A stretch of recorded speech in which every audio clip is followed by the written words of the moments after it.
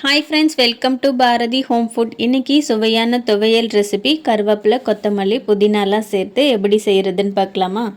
First இந்த துவையல் செய்கிறதுக்கு ஒரு பேன் வச்சுக்கலாம். பேன் சூடானதும் 2 டீஸ்பூன் அளவுக்கு எண்ணெய் சேர்த்துக்கலாம். அடுத்து இப்போ எண்ணெய் சூடானதும் 1 டீஸ்பூன் அளவுக்கு குண்டு உளுந்து, 1 டீஸ்பூன் அளவுக்கு கடலை பருப்பு சேர்த்து வறுத்துக்கலாம். இந்த பருப்பு கூடவே ஒரு 4 வரமிளகாய், 3 பச்சை மிளகாய் சேர்த்துக்கலாம் காரத்துக்கு. அடுத்து ஒரு 10 to 15 பூண்டு பல் சேர்த்துக்கலாம். ஒரு பத்தை இஞ்சி இது போல் சின்ன சின்னதாக நறுக்கி சேர்த்துக்கோங்க. இது போல் இஞ்சி பூண்டெல்லாம் முன்னாடியே சேர்த்து நல்லா எண்ணெயில் வதக்கிட்டு அதுக்கப்புறம் கருவேப்பிலை, கொத்தமல்லி சேர்த்தா துவையல் நல்லா பச்சை வாசனை இல்லாத நல்லா இருக்கும். அது மட்டும் இல்லாமல் இது போல் நல்லா வதக்கிட்டு செய்யறதால டேஸ்ட்டும் சூப்பராக இருக்கும். ரொம்ப நாளுக்கு கெட்டும் போகாது. இப்போ நம்ம சேர்த்துருக்க பொருட்கள் எல்லாம் நல்லா வதங்கின பிறகு ஒரு கைப்பிடி அளவு கருவேப்பிலை சேர்த்துக்கலாம். இங்கே கருவேப்பிலையை மட்டும் முதல்ல சேர்த்து இது போல் ஒரு பாதி அளவுக்கு வதக்கிட்டு அதுக்கப்புறம் புதினாவும் கொத்தமல்லியும் சேர்த்துக்குங்க. புதினாவும் ஒரு கைப்பிடி அளவு, கொத்தமல்லியும் ஒரு கைப்பிடி அளவு சேர்த்துக்கிறேன். இப்போது இதையும் நல்லா வதக்கிக்கலாம். கருவேப்பிலை சீக்கிரமாக வதங்காது, அதனால் அதை முன்னாடியே சேர்த்து ஒரு பாதி அளவு வதக்கிட்டு அதுக்கப்புறம் இதை சேர்த்து வதக்கினா கரெக்டாக இருக்கும். இப்போ நம்ம சேர்த்துருக்க தழையெல்லாம் நிறைய இருக்க மாதிரி இருக்குது. இதை ஒரு 2லேருந்து 3 நிமிஷம் நல்லா வதக்கிட்டா நல்லா அளவு குறைஞ்சி வந்துடும். இப்போ பாருங்கள், ஒரு 2லேருந்து 3 நிமிஷம் நல்லா வதங்கின பிறகு இது போல் நல்லா அளவு குறைஞ்சி வந்திருக்கு. இந்த ஸ்டேஜில் ஒரு சின்ன லெமன் சைஸ் அளவு புளி இந்த கலவையிலே சேர்த்து வதக்கிக்கலாம். இல்லைனா நீங்கள் புளியை ஊற போட்டும் புளி தண்ணியை மட்டும் சேர்த்தும் செய்யலாம், நம்ம விருப்பம்தான். அடுத்து இந்த துவையலுக்கு தேவையான உப்பு சேர்த்து நல்லா கலந்து விட்டு இதை இறக்கிக்கலாம். இதை நல்லா ஆறின பிறகு ஒரு மிக்சி ஜாரில் சேர்த்து அரைச்சிக்கலாம்.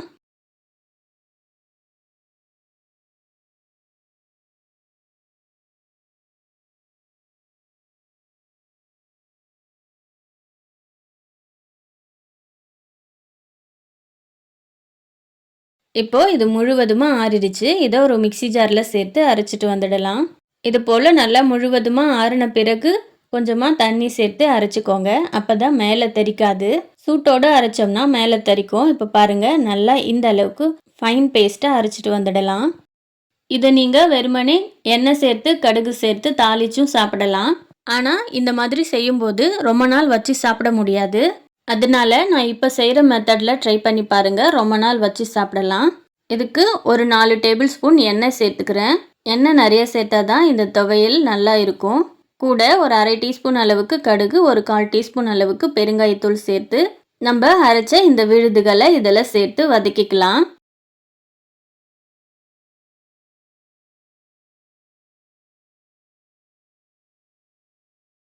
ஒரு 5 நிமிஷத்துக்கு நல்லா சுருண்டு எண்ணெய் பிரிஞ்சு வர அளவுக்கு வதக்கிக்கிட்டா போதும்.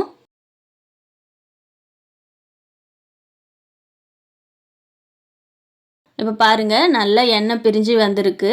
பாத்திரத்தில் கொஞ்சம் கூட ஒட்டாமல் இது போல் நல்லா சுருளை வதக்கி எடுத்துக்கோங்க. இது போல் நல்லா எண்ணெய் பிரிய சுருண்டை வதக்கிக்கிட்டா ஒரு 10 நாள் வரைக்கும் கூட இதை ஸ்டோர் பண்ணி வச்சு இட்லி, தோசை, சப்பாத்தி, சாதம் இப்படி எதுக்கு வேணால் தொட்டு சாப்பிட்டுக்கலாம். இல்லை சாதத்தோடு சேர்த்து பிசைஞ்சும் சாப்பிட்டுக்கலாம். இல்லை சைடிஷாக வச்சு தயிர், ரச சாதம், சாம்பார் சாதம் இப்படி எதுக்கு வேணால் சாப்பிட்டுக்கலாம். பாருங்கள், பார்க்கவே எவ்வளோ சூப்பராக இருக்குது பாருங்கள். இந்த துவையலை அடிக்கடி நம்ம செஞ்சு சாப்பிட்டுட்டு வந்தோன்னா நல்ல நோய் எதிர்ப்பு சக்தியை அதிகரிக்கும். அதோட இதில் இரும்பு சத்து அதிகமாக இருக்குது. நல்ல செரிமான சக்தியையும் மேம்படுத்தும். கருவேப்பிலை நல்ல தலைமுடி வளர்ச்சிக்கும் ரொம்பவே நல்லது. அவ்வளோதான் ஃப்ரெண்ட்ஸ், பார்க்கவே நல்லா சுவையான சூப்பரான துவையல் ரெசிபி சூப்பராக ரெடி ஆகிடுச்சு. நீங்களும் உங்கள் வீட்டில் ட்ரை பண்ணி பாருங்கள். ட்ரை பண்ணி பார்த்துட்டு கமெண்ட்டில் எப்படி இருந்ததுன்னு சொல்லுங்கள். வீடியோ பிடிச்சிருந்தா லைக் பண்ணுங்கள், ஷேர் பண்ணுங்கள். பாரதி ஹோம் ஃபுட்க்கு சப்ஸ்கிரைப் பண்ணுங்கள். தேங்க்யூ. Thanks for